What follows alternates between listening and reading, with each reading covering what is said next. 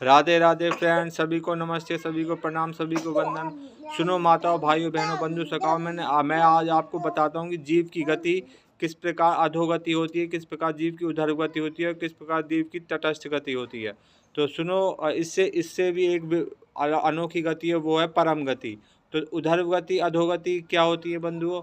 अगर हमारे अंत समय में प्राण निकलते वक्त हमें किसी कीट पतंगे जीव जंतु का सिमरन हो गया, तो उसके अनुसार हमें अधोगति मिलती है। अधोगति का मतलब नीचे के लोकों में जाना पड़ता है। और उधरगति क्या होती है? अगर हमारे अंत समय में हमें भगवान का सिमरन रहा, अच्छी अच्छी बातें याद याद रहीं, तो उससे हमारी उधरगति होती है। हम स्वर्ग आदि लोकों को जाते हैं, फिर स्वर्ग आदि लोकों से फिर मनुष्य लोक की ओर आते हैं।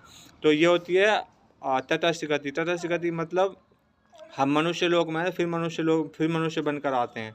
तो भगवान ने गीता में 3 प्रकार की गतियाँ बताई गई हैं, और इन इन तीनों गतियों से भी विलक्षण गति क्या है? वो है परम गति।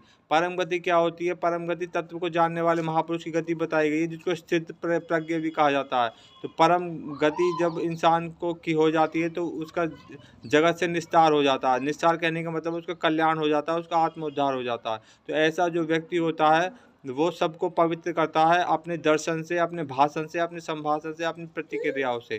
तो इस वजह से बंधु, मैं बताना चाह रहा हूँ आपको कि आप अधोगति की तरफ मत जाइए, ना उधरगति भी आपके लिए अच्छी होगी, परम गति की ओर जाइए। तटस्थ गति में आप मनुष्य लोक में हैं ही।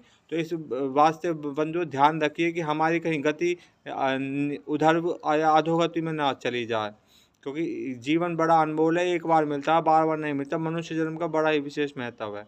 तो आपको ये बातें कैसे लगी? मैंने आज आपको तीनों गतियाँ बताई, जीव की किस प्रकार से जीव की तीन तीन गति होती है। उन सब गतियों में परम गति, परम कल्याण का मार्ग हमें चुनना चाहिए। राधे राधे। कैसी लगी वीडियो? अच्छी लगी तो लाइक, कमेंट, शेयर, सब्सक्राइब अवश्य करें। धन्यवाद।